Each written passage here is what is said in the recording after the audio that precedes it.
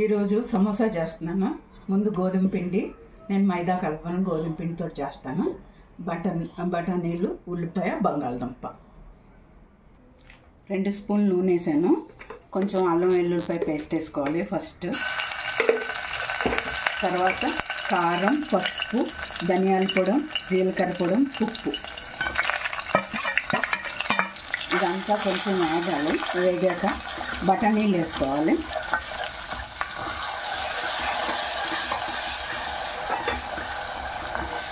మగ్గుతూ ఉండగా ఉల్లిపాయ కూడా వేసేసుకోవాలి. ఇది మగ్గాక లాస్ట్లో ఆలు వేసుకోవాలి. కారం బదులు పచ్చిమిర్చి పేస్ట్ అయినా వేసుకోవచ్చు. నేను కారం వేసాను, మీరు పేస్ట్ వేసుకున్నా సరే. ఇది మగ్గుతూ ఉంటుంది. లోపల పిండి కలుపుతాను. ఉల్లిపాయ ఇంకొంచెం మగ్గాలి. మగ్గాక ఆలు వేద్దాం. ఈ లోపల పిండి కలుపుతాను.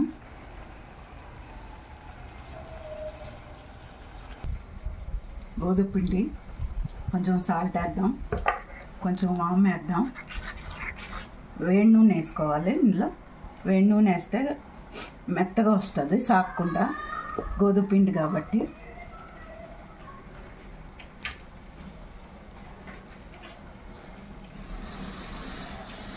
అస్సలు నేను మైదా వేయను సమోసాకి, గోధుమ పిండితోటే చేస్తాను. చాలా బాగా వస్తాయి, ఒకసారి ట్రై చేయండి.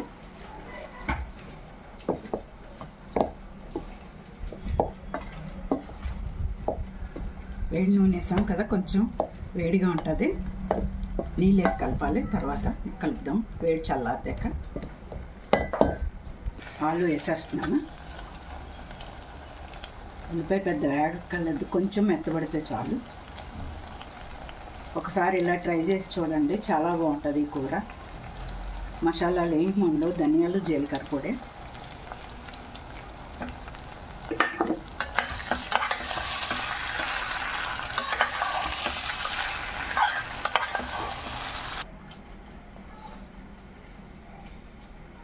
పిండి ఇలాగా అయితే అన్నీ కరెక్ట్గా ఉన్నట్టు.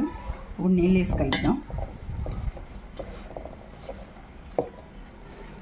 మరి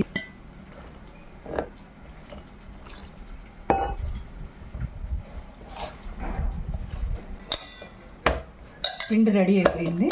ఒక అరగంట నాననివ్వాలి. దీన్ని గుడ్డ కప్పి ఉంచుదాం.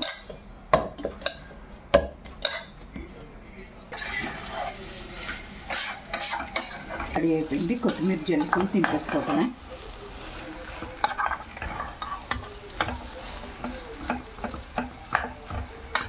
అదే వేసేస్తాను.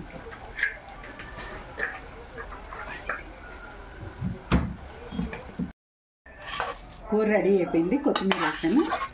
ఇంకా కట్టేసుకుని దింపేసుకోవటమే.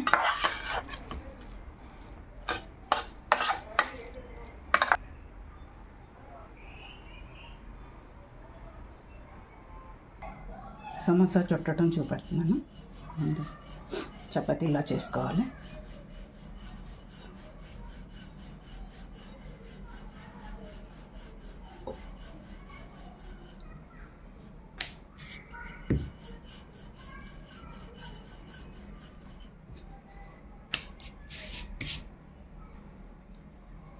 మజ్జిగ కోసుకోవాలి.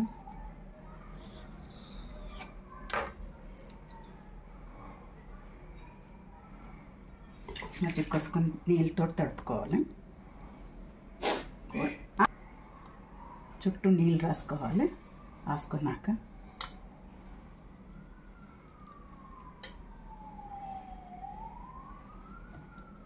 నొక్కుకోవాలి. ఇలాగా కూర బయటికి రాదు.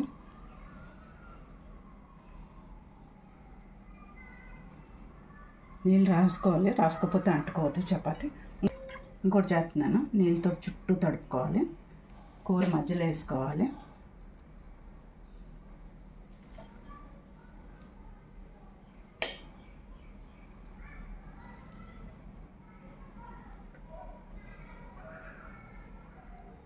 చూడండి ఒకసారి మడత ఎలా వచ్చిందో. ఇది దగ్గరికి లాక్కోవాలి. ఇలా బయటికి రాదు కూర. తడుపున వల్ల అంటుకుపోతుంది.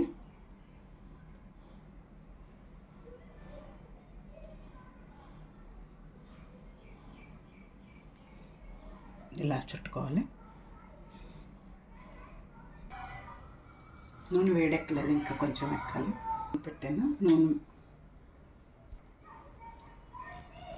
కళాయిలో నూనె పెట్టాను. నూనె కాగిపోయింది.